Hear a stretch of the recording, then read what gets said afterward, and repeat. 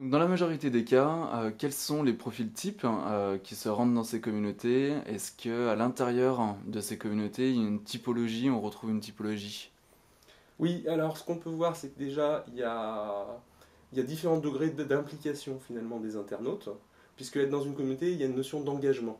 Donc cette notion d'engagement va varier, ça peut aller de la simple lecture de la communauté. Ensuite, on va avoir des gens qui vont noter, qui vont dire ça c'est intéressant. Ensuite, il y a des gens qui vont taguer, qui vont dire bah, ça correspond à tel ou tel sujet. Des gens qui vont écrire des commentaires.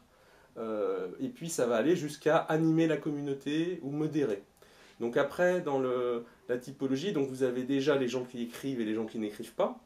Et dans les gens qui écrivent, vous allez pouvoir, donc pour une bonne logique d'animation, si la marque fait une logique d'animation, ou je dirais par l'internaute lui-même, il peut y avoir des typologies type expert, en fait, qui vont faire en sorte que ça soit un petit peu le référent de la communauté.